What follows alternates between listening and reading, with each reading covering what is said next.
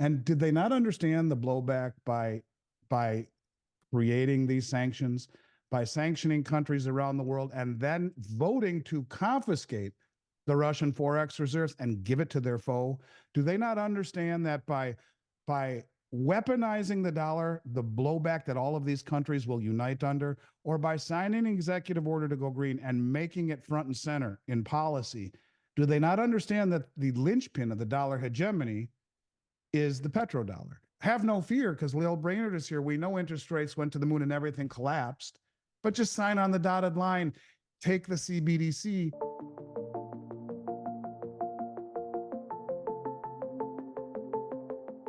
Hello, everyone, and welcome back. I have a wonderful guest today. I'm very excited. I'm very excited to welcome Andy Schectman, and I am very grateful to him for joining us. Andy is the owner at Miles Franklin, an investment company that specializes in precious metals that was founded by Andy and his father in 1989. The company recently surpassed $9 billion in sales. Andy is an expert in precious metals, and he is a licensed financial planner. Andy, welcome. I'm so excited to finally have an opportunity to connect with you. Thank you for joining. Lena, the honor's mine. As I was saying to you offline, I follow everything you do, and there are very few people, I think, on YouTube who see things quite as clearly as you do, and especially when this isn't even your main gig. I think you're a CPA, and you know, good for you. I think it's fantastic that you're out there spreading the truth, and it's an honor to be here for sure. Well, thank you. I appreciate that. I know your company has a very interesting history and has a very interesting story, and you take great pride in it. Could you share with the viewers who might be new here how your company was founded and what you currently focus on? Yeah, absolutely. My father and I started our company on a wing and a prayer 34 years ago, in a one-room office, not much bigger than a closet, for real. And you know, I guess you'd say we're the least likely of characters to have ever succeeded. It's maybe the embodiment, honestly, of the American dream. My father's middle name is Miles, and his best friend at the time, who lent us $60,000 to start the company, his middle name was Franklin. And somehow, by the grace of God, you're right, we have just eclipsed over 9 billion in sales, on our way to 10 billion without a customer complaint. But I'm glad you asked me this question, because it's important to understand, as we talk about all of the things that we're going to talk about today, geopolitical and political and economic and moral and social and all of these things, and as they relate to gold and silver, I often tell the story for people who haven't heard me before. When I started this company, I was barely 20 years old, and my father said to me, listen, you know, I'm not going to let you make the same mistakes that I made. So every 2 weeks when we get paid, you will buy something, gold or silver, or I'll fire you. All right. Well, if that's the only rule, Dad, I can deal with that. Now, I've owned the company fairly much outright for the past 2 decades. I've been running it for longer than that. He won't fire me any longer. But I've honored my promise to him. And honestly, Lena, it was the best gift I've ever been given in my life. Truly. It was the gift of learning to pay myself first. It was the gift of learning how to let the laws of compounding work for me rather than against me. And the things that are so important in life, often we don't learn until we're much further down the road. But I look back at what my father told me, demanded of me, and I've honored that promise to him. You know, for 34 years, I have never missed a 2-week period ever in buying something. And so when I look at my gold and silver holdings, it is not an investment. It is wealth. It has been wealth through 2 world wars, German hyperinflation, the Great Depression, every pandemic, everything the world has ever thrown at it. And, you know, here we are 5,000 years later, and it's still being accumulated now, maybe more so by the central banks, the most well-informed traders on the planet, more so than at any time in central bank history. So, you know, I think the more things change, the more they stay the same. But the gift that I was given in learning how to try and find a way out of the rat race by paying myself first and letting compounding work for me instead of against me is the one thing I would like to convey to people here, that this is not an investment to me. You don't buy gold and silver to get wealthy. You buy it because it is wealth. And everything else that we talk about today, I hope will spring from that, at least the way that I look at this. Again, pay yourself first. It's the greatest gift I've ever been given. I hope people can take that away from this interview, because it's meant an awful lot to me. Absolutely. I love that advice, and I love the story because it is truly an American dream, right? Building your family business with your father and then being so successful 30 plus years later. So absolutely love that you shared, and thank you so much for sharing that personal experience with us. I would like to start with the surge in demand for gold. We certainly live in very, very interesting times. Total gold demand hit a record last year, and it continues to expand this year. I believe since 2022, and Andy, please correct me if I'm off here, but based on the information that I researched, gold surged nearly 38%. 38%, that's very, very unusual. And of course, gold is a safe haven asset, so it should not be too surprising due to the conflicts in the Middle East and of course in Europe, in Ukraine, this is happening. But what's important here is that the demand for gold has been driven not by investors, but by central banks. Central banks are buying, they're increasing their gold reserves month after month. My understanding is that it's projected to continue this way. Well, China outpaced all central banks globally. It has been the largest buyer. So what is behind this unprecedented surge in central bank buying, and how is what we are facing now different from the previous crisis? Yeah, well, first of all, I think what is behind this surge in accumulation of gold, really, you could lay it at the feet of the West and their weaponization of the dollar. And if we go back to the previous crisis, 2008 and nine, really the central banks were just beginning to, or the gold market itself was just beginning to ramp up till it reached its peak in 2011. But it was a very, very different time in 2008. And for example, the Fed had a balance sheet in 2008 of, I don't know, $700 or $800 million, not the $9 trillion that we saw it get ramped up to here over the last few years. But I think what's really behind the accumulation of gold, there are a few things. Number one, in 2019, the Bank of International Settlements, which is the most powerful bank on the planet, the central banker's central bank, they reclassified gold as the world's only other tier one reserve asset. And, our media doesn't just do a poor job of telling us what's happening, they do no job. How many people really know that gold was reclassified tier one? Since the end of World War II and Bretton Woods, there's been dollars and treasuries as tier one assets. And then there's gold. After 75 years nearly of it just being dollars and treasuries, why would the central bank, the most powerful bank on the planet, reclassify gold as tier one? And interestingly enough, if you go back 2 years before that, to 2017, when nobody wanted any gold, when people just wanted Bitcoin and S&P 500 and buying Airbnbs to real estate all over the country to turn into investment houses, no one was buying any gold. And in fact, in 2017, most of the sales that the industry was receiving were people selling, not buying. It was a very unusual time. But that's when the German Bundesbank made a very big deal about repatriating their gold from the New York Fed and the Bank of England. And within a few months of that happening, the Bank of Turkey, Hungary, Poland, the Czech National Bank, the Dutch National Bank, the Bank of Austria, all of these Eastern European banks said, yeah, we want our gold back too, by the way. And they said the same thing to the Bank of England. And in 2018, those same banks, who had most of which had been net sellers over the previous several years, bought more gold as a group than they did in the previous 60 years combined.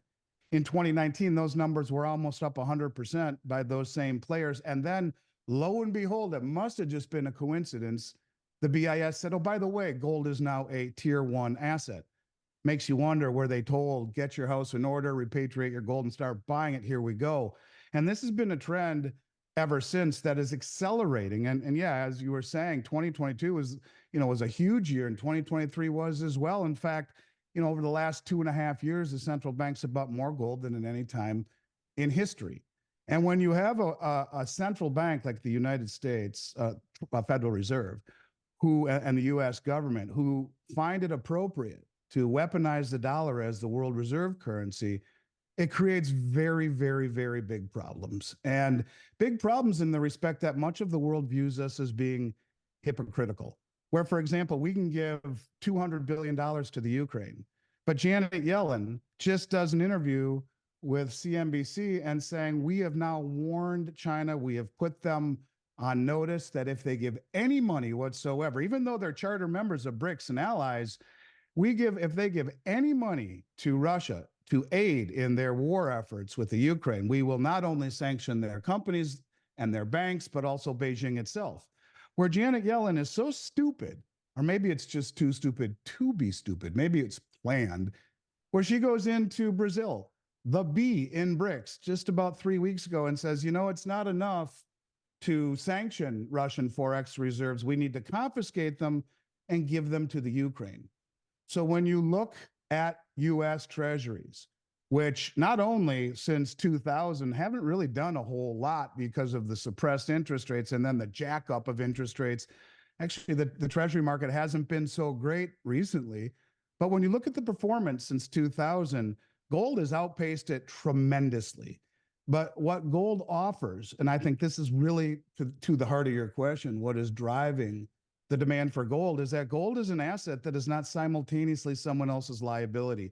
Gold is an asset that, as far as these central banks are concerned, not only has outpaced the bond market considerably over this last 25 years, but has no sanction risk, no confiscation risk, and no default risk.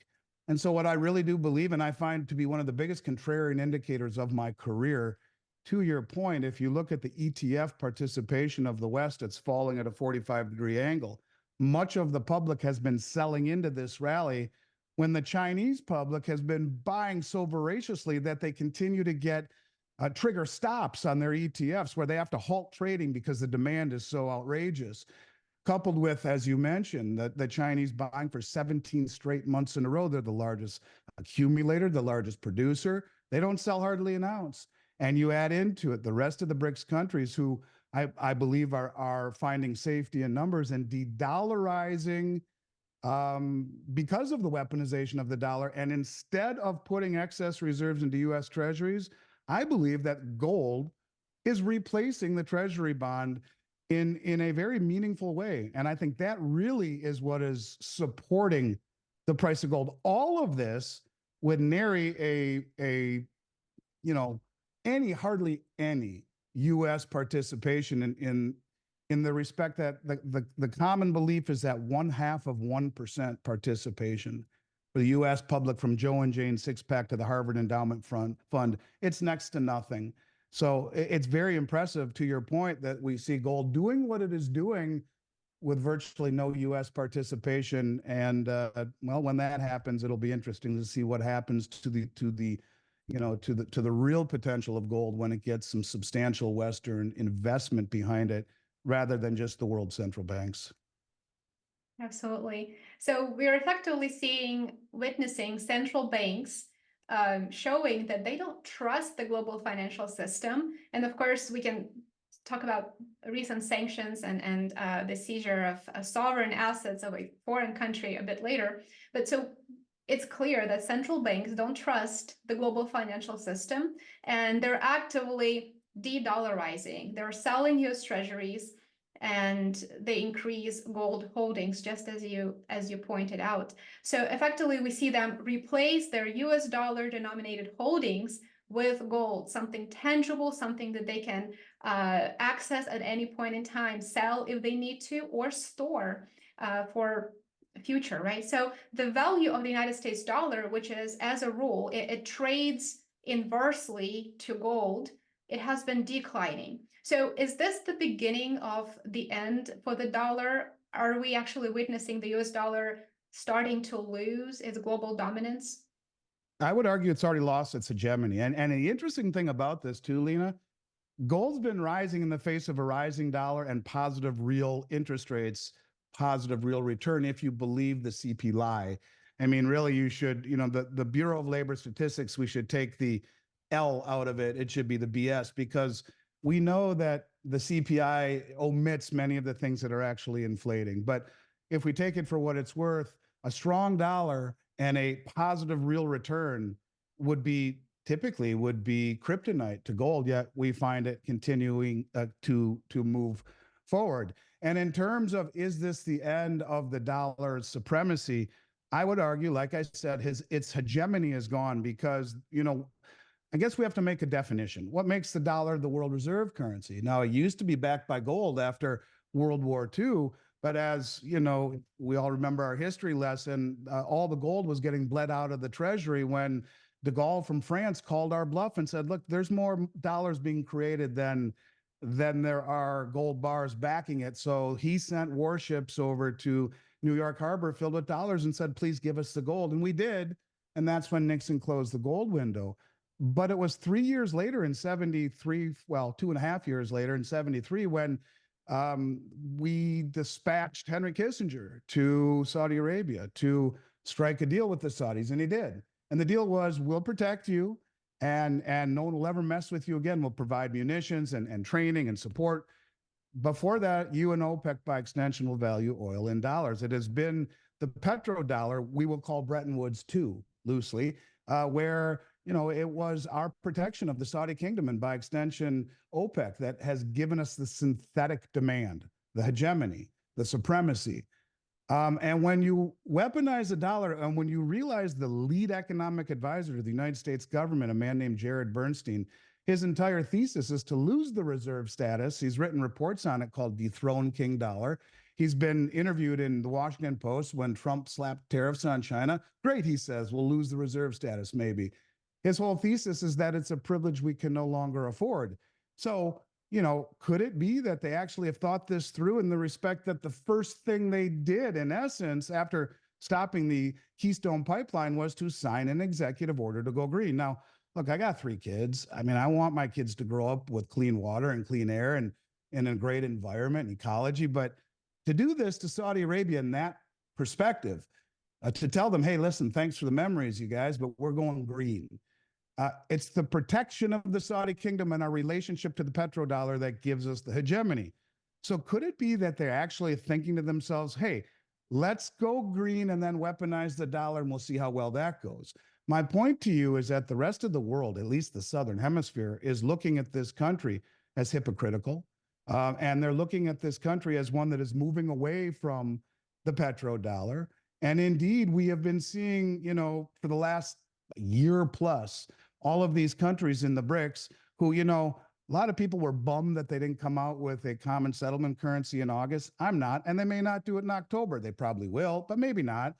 But it was Sergei Glaziev who has told us for 3 years that there will be a common settlement currency that will be a basket of commodities and will be a basket of currencies. Now, I want to talk to you about that in a little bit, but suffice it to say, what they've been doing instead before they've issued it, because last year they said, hey, you guys, listen, go back to the drawing board, come and present your findings in Russia in October.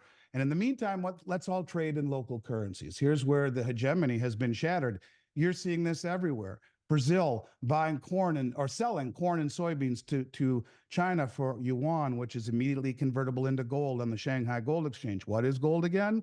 Oh, yeah, it's the only other tier 1 reserve asset. Who's been buying it all? Oh, yeah, it's the central banks. You're seeing Russia and India and Saudi Arabia and China all trade in local currencies. You're seeing things like barter, where China is awarded a huge contract to modernize Iran's biggest airport, paid for it with oil in barter. All of these things used to settle in US dollars. They're now settling in other currencies. Now, that chips away at the hegemony, at the supremacy, and the settlement value of the dollar. But what about the reserve status, right? So instead, part of the petrodollar deal was after you make these transactions, you take any excess and you funnel it into US treasuries. But what have we been told about all of the central banks? Like China, who's down to just over 750 billion. They were at 3 trillion in treasuries not too long ago. Japan, Saudi Arabia, Russia, they're all selling or have sold their treasuries, and they are buying gold instead of treasuries, which has outperformed the bond market, has outperformed the S&P 500, has no counterparty risk, cannot be sanctioned, and I think is being remonetized across the globe. The world understands what gold truly is, an asset free from counterparty liability.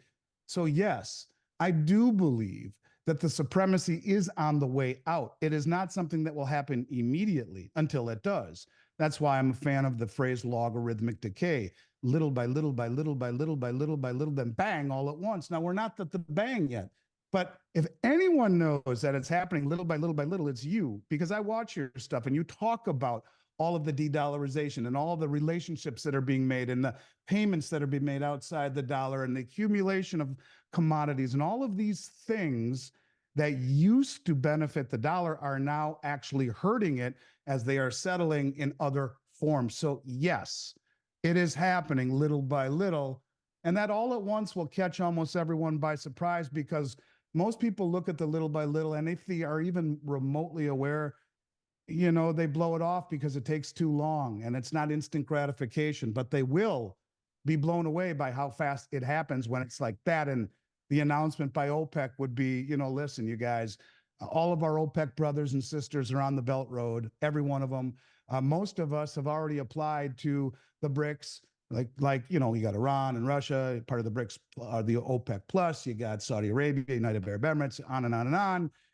And, you know, we've also, most of us have joined the Shanghai Cooperation Organization, the largest regional financial and military organization on the planet. So we put us all together, we're about 85% of human population. We're not going green. And maybe that's why the Crown Prince of Saudi Arabia recently said China was our most important trading partner this year and for the next 50. Those words were chosen specifically. It was 50 years ago we signed the Petro deal. So thanks for the memories, you guys. Now that we have our ducks in a row, including 3 of the 4 largest nuclear arsenals on the planet, the majority of human population, a large swath of the shipping lanes, the majority of oil and gas production, the majority of the rare earth commodities, the majority of the precious metals, and heck, we even make more grain or produce more grain than the West does. Thanks for the memories. We've decided to no longer take US dollars for oil. And that's the bang moment when every country on the planet dumps those dollars. Now, we're not there yet because it doesn't serve them any good to cut off their nose to spite your face. But look at the trajectory of bond sales moving down and gold sales moving up. And this, to me, is the beginning of the end. The question is, how far down the road is the end? And I'm not sure, but everything tells me we are on that road with very little opportunity to get off. I think we've already crossed the Rubicon. Is there anything that can still save the dollar as the global reserve currency? So, you know, it's interesting. The IMF, International Monetary Fund, is a Western friendly entity. It was actually put together at Bretton Woods right after World War II. About 150 countries that are kind of Western aligned. And they came out with a report. I was asked this question kind of off the cuff by Michelle McCory last year. And I said to her, well, you know, maybe if they beat them to the punch. And what I mean by that was the IMF came out with a report, and the report was titled Gold as an International Reserve Currency, comma, a barbarous relic, no more, question mark. Now you have Kristalina Georgieva, the head of the IMF, who recently said any central bank digital currency that is not pegged to something would be just fiat. And what would be really the only thing that would make sense to peg it to? I know the only other tier 1 reserve asset that has no counterparty risk, like gold. So is there a way for them to gain legitimacy and to gain trust again? I think it starts with being transparent. And this is what Bretton Woods 3 is. According to Zoltan Pozsar, it's an era that will be described by transparency, a la blockchain, and commodities. not opaque debt instruments by a broken, insolvent government who goes around the world imposing sanctions when the world thinks that they're hypocritical. Let me just give you one example of that. I talk about it a lot. You may have heard it, but look, 20 years ago, we invaded Iraq under the guise of weapons of mass destruction. Sorry, didn't find them, but here we are. 20 years later, we're still there. We're sanctioning 14 of their banks for having the audacity to trade with Iranian banks because they wanted to buy liquid natural gas instead of fry to death in the summer. So we sanction them. We control the oil revenue and all their natural resource revenue. They made $90 billion in oil revenue in 23. And at the end of the year said, hey, can we please have $1 billion? And they said, we said, not a good time right now. So what did they do? Well, they have officially applied to BRICS. They are in the process of kicking all Western coalition forces out of the country. They got rid of all dollars in the country, no green bills in any banks in the country. And if you own a business in Iraq and you trade in dollars, you will go to prison and you'll lose your business. Doesn't sound like they're very appreciative of what we've done for them. And I say that tongue in cheek. The world views us as being hypocritical. So I think when you talk about the hypocrisy and the fact that we are creating $1 trillion in debt every 100 days, roughly, I don't know, $100,000 a second, it's not a good recipe. Going green, weaponizing the dollar, horrible monetary policy and fiscal policy that is as irresponsible as, a drunken sailor on a 2-week binge. It just doesn't go over very well. So the only thing that would right the ship would be a change in administration, a change in fiscal policy, and to get your house in order, your financial house in order, because the entitlements and the irrational spending, the stupid spending, giving $200 billion to the Ukraine when our cities are have run amok, and all of the things that I talked about that's happening here in the country, judicial system, electoral system, open borders, lawlessness, all of this stuff, making people around the world say, geez, I always wanted to go to America when I was a kid and wear Levi's jeans and listen to rock and roll music and, go to Hollywood and watch movies. But what the hell's going on there? So between all of the distortions that we see here at home, you just can't make it up. And as a side note, I would really urge everyone to Google Cloward-Piven theory. Cloward-Piven theory. They were two professors who taught at Columbia University, and Jared Bernstein and Obama happened to go there amongst many other U.S. Dignitaries, Madeleine Albright, Bill Barr, Eric Holder. All of these people went there, and the whole theory is about destabilization of the country to overwhelm it through entitlements and to create a whole legion of people that will continue to vote for you, like the 12 million people we let in here illegally. So when you put them together, what's happened to the inside of this country and the mismanagement of the world reserve currency, the admission that, hey, we're going green. And by the way, if you don't align ideologically with us, we're going to take your money and give it to your foe that you're in a war with. Why would anyone want to buy any of our long maturity bonds, if anything at all? And I think that's really the point here. Is it too, can we pull out of it? Maybe, but not until we stop spending and we start saving and we stop going around the world acting as a policeman that most of the world thinks, is incredibly wholly hypocritical. So it seems that given where we are right now, with the possibility of this larger conflict unfolding at any point in time, and there are no plans for peace negotiations. In fact, Zelensky completely made it illegal to even discuss peace. And if you want peace, you're viewed as a traitor and as all of these things that are not true.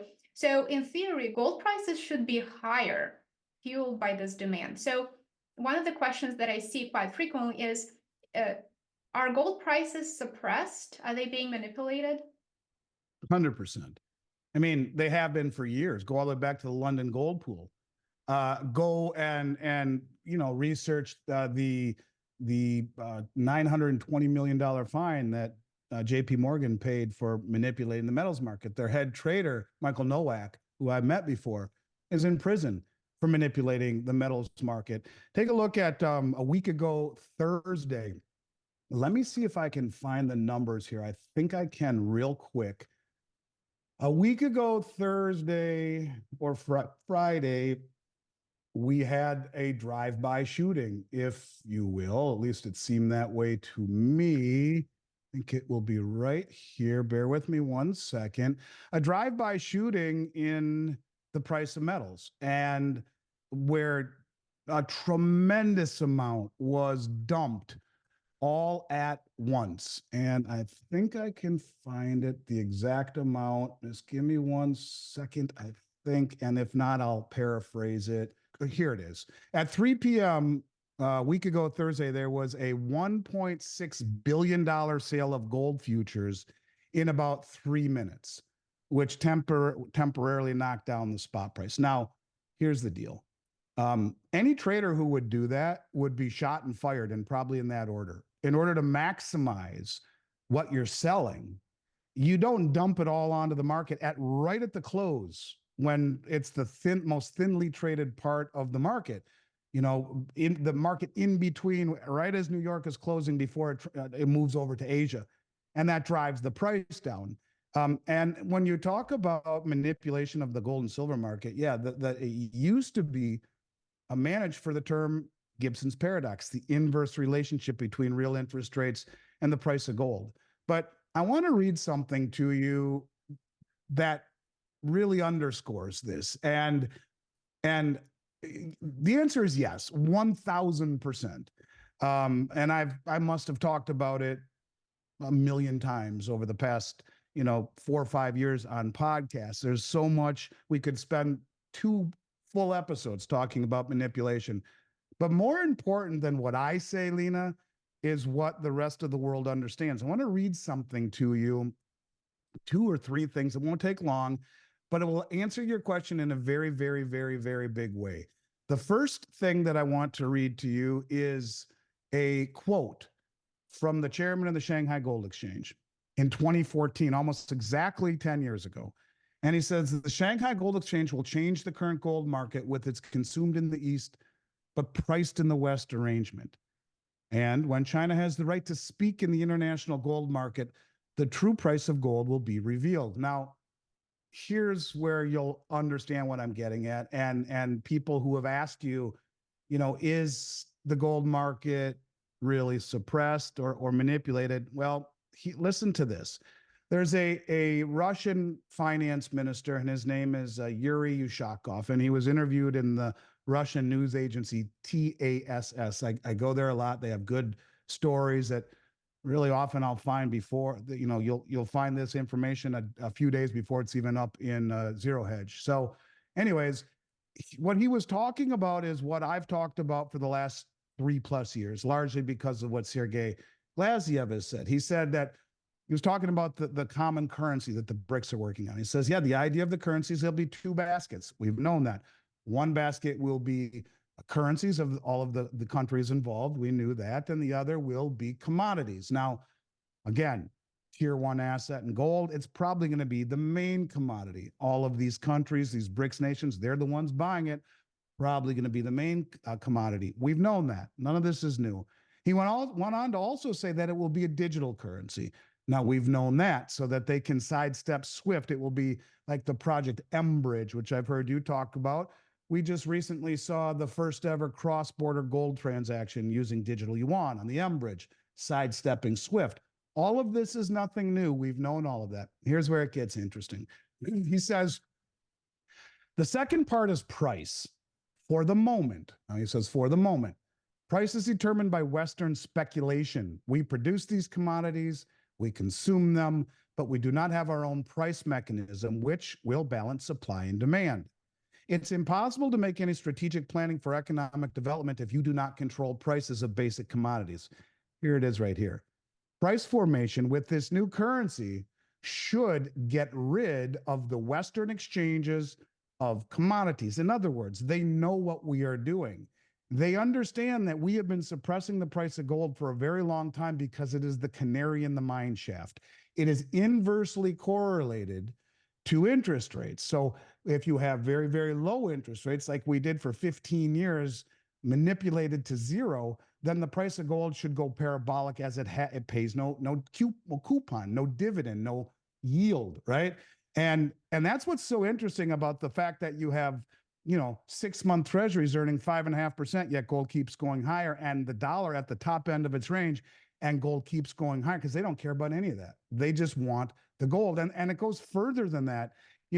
They have talked about the BRICS grain exchange, and in it they say global prices are primarily determined by the Chicago Commodity Exchange. Moscow also seeks to move away from trading grain for US dollars in favor of the national currencies of the BRICS member states. Well, you just saw China cancel a huge grain order with Australia and the United States in favor of buying it from Russia. They will pay for it in yuan, which is immediately convertible into gold, the only other tier one asset on the Shanghai Gold Exchange. They understand what we are doing. They get it. And a lot of what we have been seeing lately are these massive deliveries in Hong Kong, in China, at BRICS.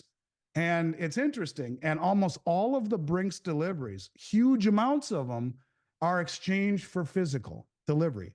And what's happening is they are using the Western price against us, and they are standing for delivery. They take possession of it at BRICS in China and then move it right over to the Shanghai Metals Exchange.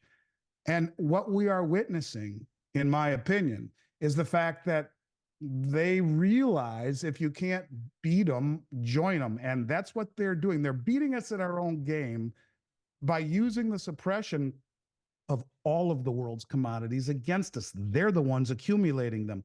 They're the ones who are not bitching. And why would they not bitch? Because they're buying them all. And when no one is stupid enough to trust the Western prices anymore, that's when you get that moment when the Shanghai Metals Exchange or the Moscow Exchange or the exchange in Dubai takes over what the real price is. Just like right now, there is a $3, 10% increase in silver price in Shanghai than in the West, creating this arbitrage. There will come a moment where the Western markets are no longer looked at as the place to find truth. It will be the exchanges on the other side of the world. And how many people know it's not just grains and precious metals and oil and all that kind of stuff that, China bought the London Metals Exchange, the LME, which is not the precious metals, that's the LBMA, but the LME are all the base metals, anything you would need to build an economy. Well, they bought that. So this is a long process where they think in terms of months and years. We think in terms of seconds and days. And they are positioning themselves with relationships, with commodities, and with a massive group that is gaining in legitimacy in every way, from human population to GDP to trade routes to commodities to military might. And they're doing it little by little by little by little, and then bang, the all at once is coming. Don't know if it's in October. I have no idea, but yeah, they understand the metal markets and all of the commodities are manipulated. And now, for the first time ever, they have the sophistication and the wealth and the desire and the safety in numbers to stand up to the West. And they are doing that not with military, but with money. And they're just using the suppression of all of these commodities as their incentive, and at a subsidized incentive at that, to really pick the all of the shelves clean of all of the world's commodities. And we're going to wake up one day and say, what the hell just happened? And who's got all the commodities? Oh yeah, it's those guys over there. Now what? And I'm telling you, that seems to be happening right out from under us. You pay attention, you can see it pretty clearly. I couldn't agree with you more. And it's interesting because right now, countries around the world invest so much into their military industrial complex, and we haven't seen those types of investments in decades, since the end of the Cold War, of course. So we know that precious metals and rare earth minerals are key components. Right. So what role does silver, gold, and maybe we could spend a couple of minutes talking about silver. So what role does silver play in the process of producing weapons? And do you feel that this militarization that is happening right now really everywhere, do you feel that this process that we're seeing will drive up the price of silver? And if so, what is your expectation in terms of its price point towards the end of the year, for example? Yeah, I mean, it's I think the value of a generation. It's the most undervalued asset in the world, as far as I'm concerned. And when you talk about fundamentals, well, it's come out of the ground for 5,000 years at a ratio of 16 ounces of silver to every 1 ounce of gold. It'd been that way for 5,000 plus years. You go all the way back to when Isaac Newton was figuring out the ratio for the currency in the mint. I don't know how many hundreds of years ago. He used 16 ounces of silver equal to 1 ounce of gold. That ratio, 16 to 1. It's been that way forever. But now, largely because like your skin is epidermis, silver is found in nature in a form called epithermal, very near the surface. So the big deposits were found decades ago. Of all of the silver mined last year, maybe 30% came from companies that specifically mine silver. The rest came from byproduct mining of other metals like copper or gold or lead or whatever. Oh, here's some silver, and or recycling. And we have another almost 200 million ounce shortfall between supply and demand. So from a standpoint of an expansion in demand in green and digital applications, a renaissance in monetary application as people finally have woken up, really silver has been what everyone has wanted for the last few years. And it's an asset that is decreasing by over 50% in its geologic footprint. And anything that has conducted silver since you were a little girl and I was a little boy, however many years ago, all of that stuff that we touched along the way, much of it is in landfills. The first hair dryer you used when you were 6 years old, it's probably in a landfill somewhere. And all of the things that conduct electricity or electronic components have a little bit of silver in it. And all of that silver doesn't make sense to scrap it out. A fifth of an ounce of silver might, if it's gold, but silver, no, much of that is gone forever.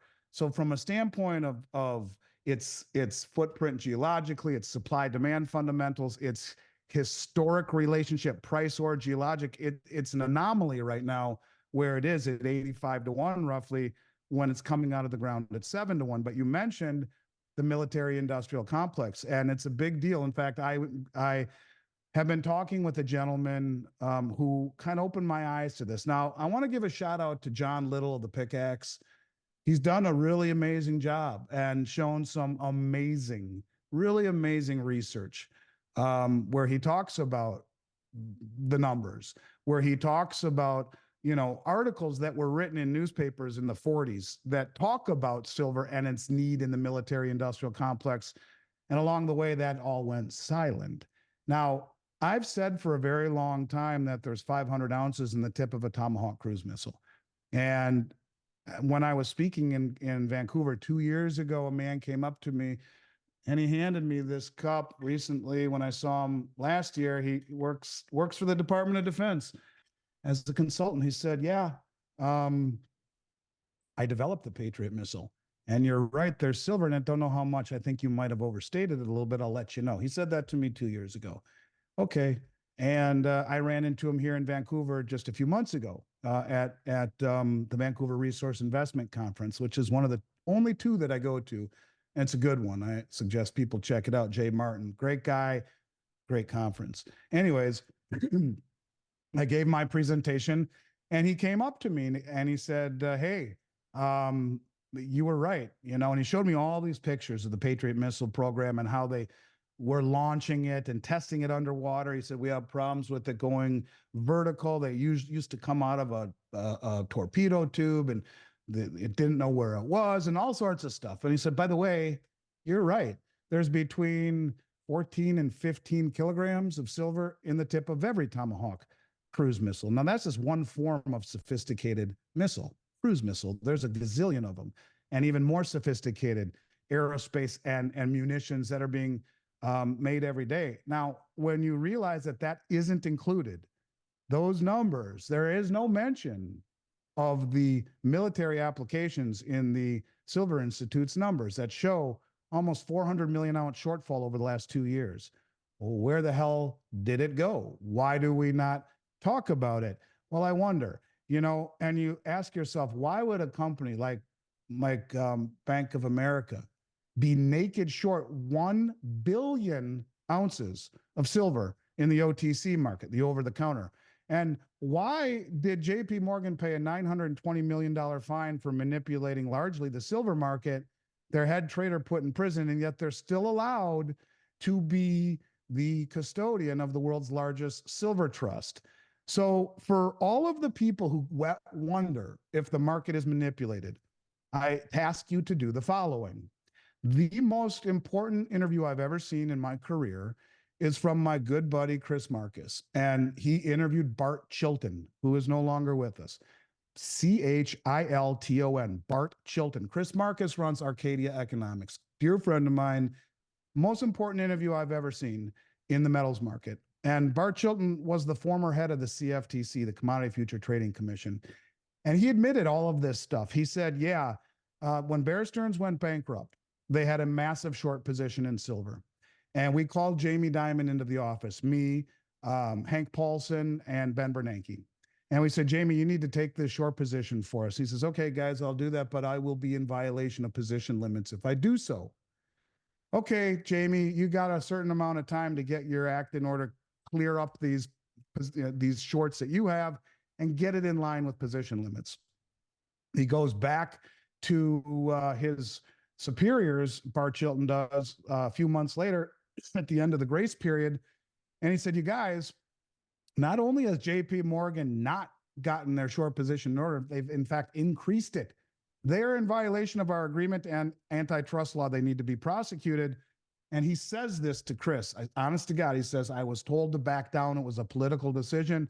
And Bart Chilton died a week later. I'm not saying there's causation there. Maybe it's, maybe it's just a coincidental or it just is the way that it is, and there's no foul play here. But what I am telling you is that the former head of the CFTC admitted all of this, and that we're told to back down. Now, who is the military industrial complex? Is it BlackRock? Is it Vanguard? Is it these people that are pulling the strings? Or these people that own the ETFs like PSLV? Largely, the majority of the shares, they own SLV or are one of the main custodians of it, rather, they and JP Morgan. Are they the ones telling Bank of America and by extension above them, the government, yes, short silver to the tune of 1 billion ounces naked, where silver right now has the largest concentrated short position by a handful of commercial banks than any commodity traded on the COMEX market. Why? Who would be stupid enough to do that in this environment where India has imported 500 million ounces in the past 2.5 years? Why? Where China is being told, look, gold is hard to get for immediate delivery. Every one of these people who've been buying gold, the huge demand-driven Chinese public, now focusing on silver. Why? Why would they be short if it were not for something bigger than the obvious? So, yeah. Silver, to me, is the most undervalued asset on the planet for a myriad of reasons. And at some point, the ability to hold it down will be enough, I think, to put not only many of the hedge funds, but even a couple of these commercial banks straight out of business. That's fascinating. Thank you so much for sharing that. That was really interesting. I want to bring up a report that I saw, I believe it was last week, and I think Bloomberg published it. And basically the report said that Trump advisors now discuss penalties for nations that decide to move away from the dollar. So I think that list of nations that are moving away is definitely increasing every single day, but it's difficult to imagine that more sanctions, more trade barriers, more penalties will yield any positive result or the result that they're trying to achieve here. So if anything, I would think that it would drive more countries away from the dollar, and it would drive them to join the BRICS as soon as they can, as soon as the BRICS would admit them. So what are your thoughts on this recent announcement? Couldn't agree more. I'm sorry, too. I'm battling allergies. My eyes won't stop watering. Yeah, anyways, you're right. It's just, look, Trump is, in my mind, okay, way better than the current administration by 1,000,000 times. And he may say things that upset people, and he could cool it on that end, but most of his policies were a world better than the current administration. But that's one I'm not a fan of. The continuation of sanctions. In fact, I read another one where he was talking about imposing sanctions that countries try to de-dollarize. You're right. It's a big deal. It's a big deal. We have to stop going around the world using the American dollar as a weapon. We have to. And that's an interesting thing, too, when you look at China. You don't see them in wars all around the world, do you? In fact, what you see is mutual cooperation. What's the name of the SCO, the Shanghai Cooperation Organization? They're going around the world with the Belt Road Initiative as an example, where they're connecting 75% currently of human population, 50% of global GDP, 155 countries or so around the world, in Africa, in South America, in parts of Europe and Asia. They're connecting with roads and bridges and maritime channels and doing all of those things, but in a cooperative manner. They are coming in and industrializing.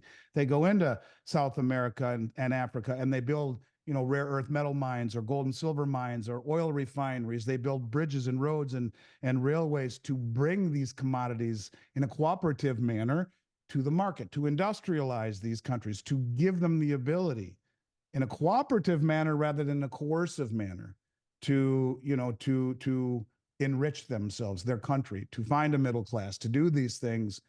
And I think that's a very, very, very important thing here, is that all of these BRICS countries, as an example, even the way it's structured, no one country has the presidency.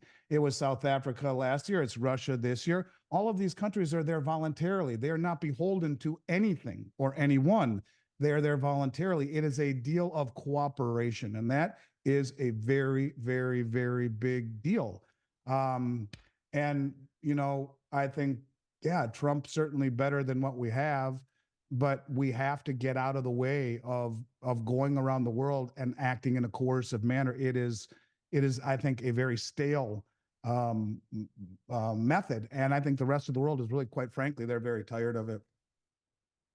I would agree with you. And I think the message that Xi Jinping just conveyed to Anthony Blinken during his visit was one of cooperation and mutual respect.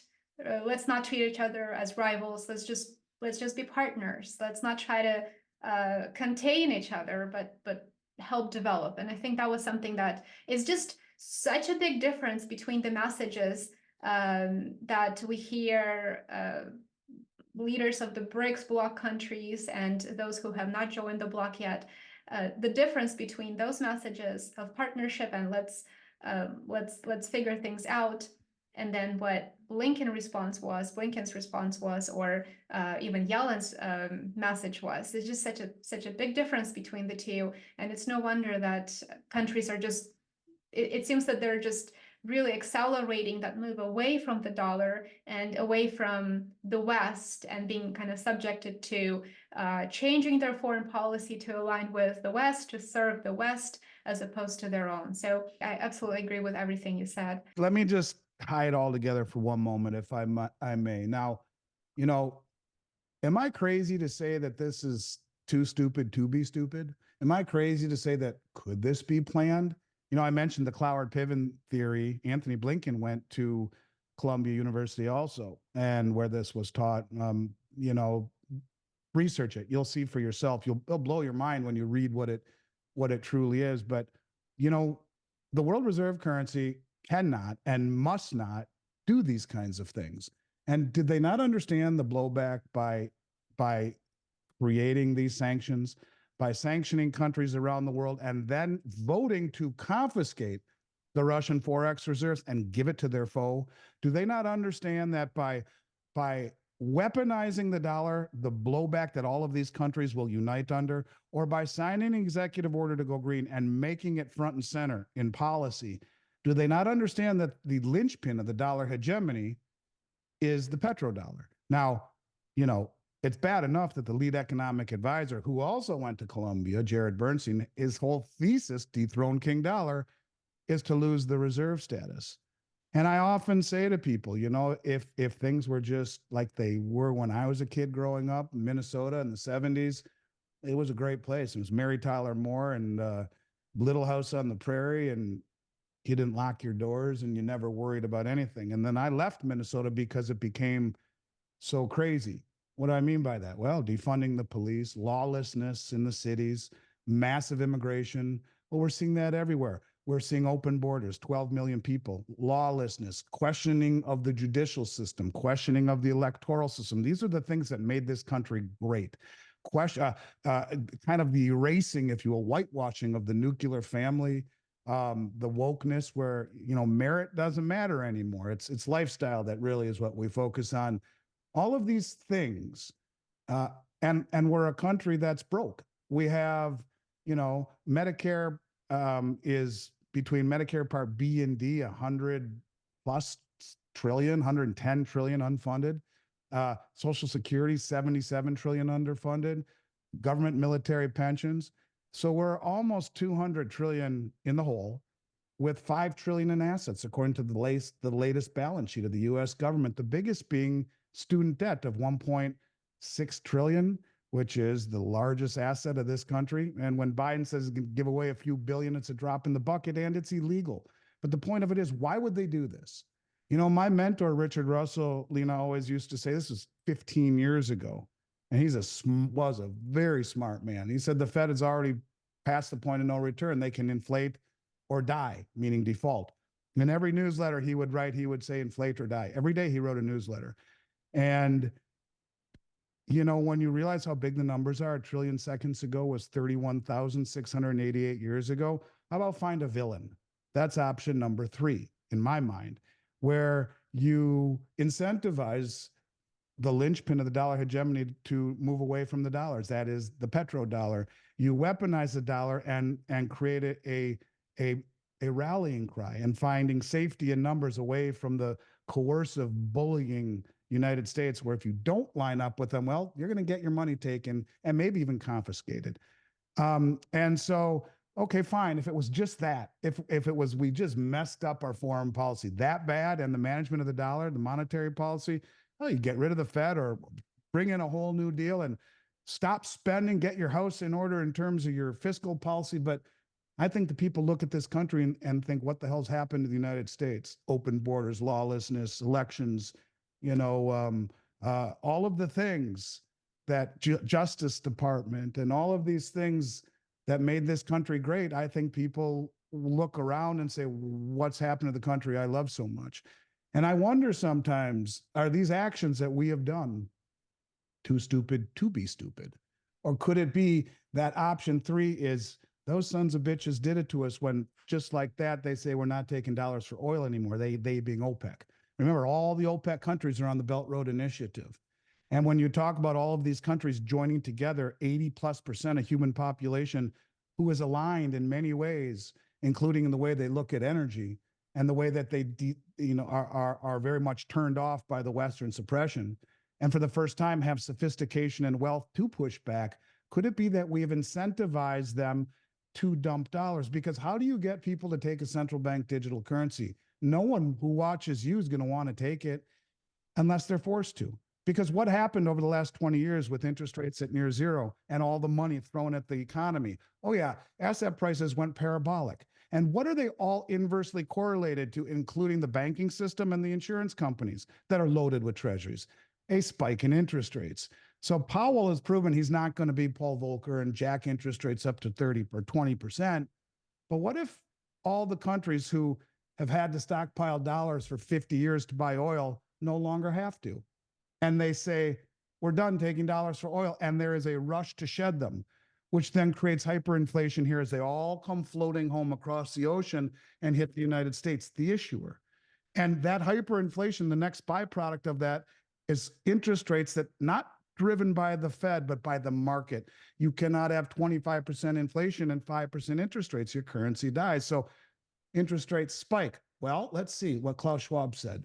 You'll own nothing and be happy. Stock market, economy, banks, insurance companies, real estate, bond market. Oh, they're all dead. Boom, like that. They inversely are correlated horribly to a spike in interest rates. And it was those sons of bitches who did us. How did they do it to us? And that to me is how, oh wait, there's Lael Brainerd. I forgot about her, the number 2 at the US government, who, if God forbid, current administration wins, she'll be the head of the Federal Reserve. I can guarantee it. She was number 2 at the Fed underneath Powell. She just went to be number 2 in terms of economic policy at the White House. Before being at the Fed, she was at the Treasury, a modern monetary theorist. She introduced Fed Now, as you've talked about. That's a pilot right now. It's Venmo on steroids, backed by the Fed. She worked with MIT in development of the new central bank digital currency that Biden fast-tracked by executive order. So have no fear because Lil Brainerd is here. We know interest rates went to the moon and everything collapsed, but just sign on the dotted line, take the CBDC, and we'll start over. And how can that happen? Last point. Who's been selling all the treasuries? Oh yeah, them. China, Russia, Saudi Arabia, India. They're all dumping treasuries. What are they doing? They're buying gold. No counterparty risk. Outperform the bond market. Who's been buying all the bonds? Oh yeah, that's us. The mutual funds, the hedge funds, the money markets, everyone leaving the banks to get yield, right? 5.5% on a short-term treasury sounds like a great deal. Who's buying them all?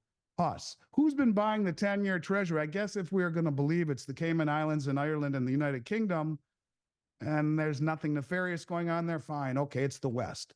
The point of it is that it's a whole hell of a lot easier to default on us and our friends in the West than it is on the rest of the world. And in that environment, everything collapses. Take the CBDC will make you whole.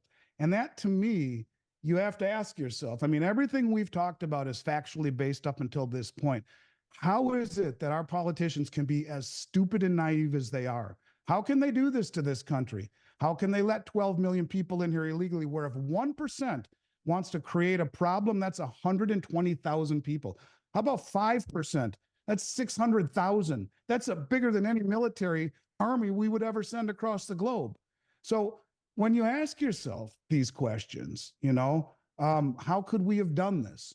How could they have weaponized the dollar? How could they sign an executive order to go green? And how could they let our country turn into what it has become? Is it too stupid to be stupid? I'll leave that up to everyone else out there. But I hope you think about it, because if not, please go out and vote this November. God willing, there's an election, because our politicians have really led us down a wrong path otherwise. And that's, I think, look, to fall on the sword for brain dead monetary policy, irresponsible fiscal policy, and a horrendous international policy in foreign affairs, I think they'd rather point to a villain. And most of the people in this country who don't have the time nor desire to do the digging, or are watching a media, even if they're well-read, a media who does no job of telling us anything at all, they're well-read but reading the wrong stuff. Most of the public will just accept it, move on, start over, take the new CBDC.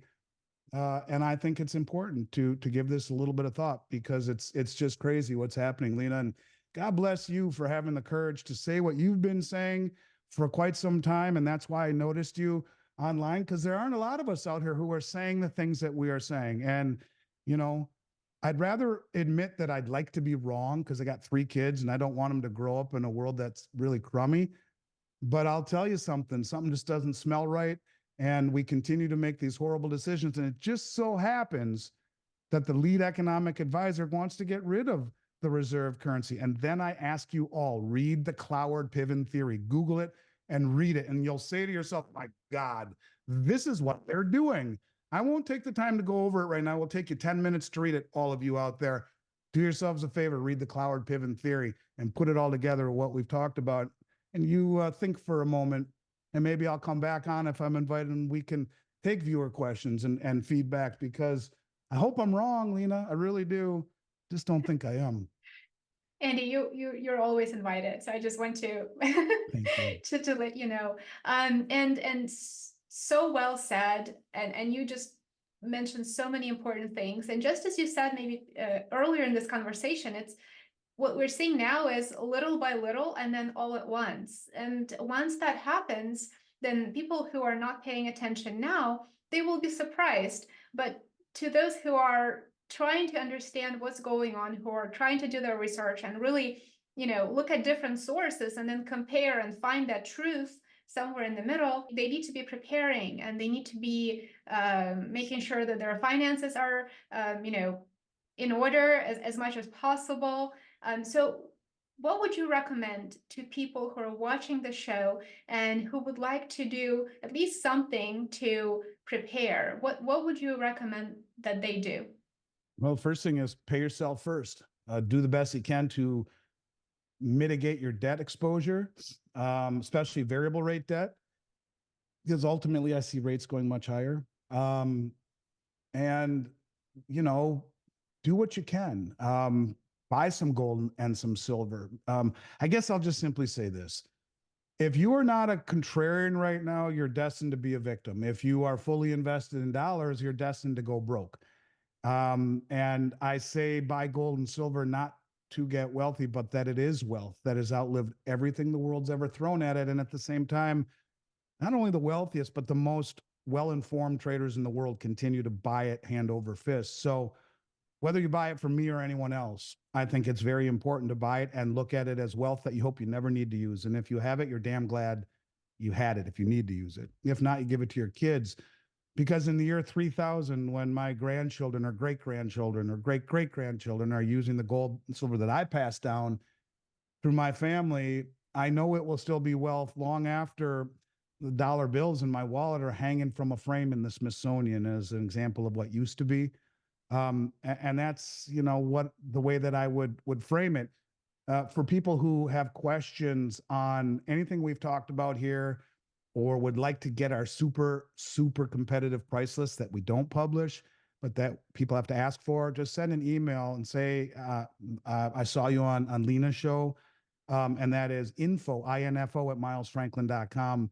There's no obligation. And again, pay yourself first. And that's the most important thing, the greatest gift I was ever given, the most important lesson I was ever given. Let the laws of compounding work for you instead against you, and find ways to de-dollarize like the biggest money in the world is. And it doesn't have to be precious metals. It could be a farm. Invest in a farm and go work on a farm, live on a farm. Or if you just want to invest in traditional things, you can buy agricultural ETFs. You can buy oil and gas stock. You can buy precious metals, mining shares or ETFs. None of it, I believe, will take the place of the physical. Like an agricultural ETF pales in comparison to a farm just as much as a gold and silver ETF pale in comparison to the real thing for a myriad of reasons. But it's better than being fully invested in traditional assets right now. And that's really the most important thing. So, you know, it's as you said at the very, very, very beginning of our interview, these are interesting times. They sure as hell are. And that's a Chinese curse. May you live in interesting times. This isn't dull and complacent for sure. And as we get closer to the big BRICS meeting in October, with hundreds more, 100 plus more leading up to it, they had 200 since the beginning of the year, or will have had 200 since the beginning of the year, leading up to the big meeting in October, when we see which of the 36 formally applied countries are accepted and the others that have informally applied. When we see all of the decisions that they have made, remember, that's just a few weeks away from probably the biggest election in this country's history. So these are crazy, interesting times. And unfortunately, I don't think you got a ton of time to prepare. So if you have an IRA that's underperforming, you can roll that into precious metals IRA. There are lots of things you can do. And if you have any questions, info at Miles Franklin. If they're directed to me, that's fine. I usually reply to all of them as fast as I can. Or one of our 14 brokers who have very rich histories in finance on Wall Street, graduates from Wharton School of Business, et cetera. My dearest friends, long before they worked for me, were my closest friends, some of them since childhood, most of them, will take care of you. So I don't know what the right answer is, but unconventional times, Lena, call for unconventional thought. That's the first and foremost. Absolutely.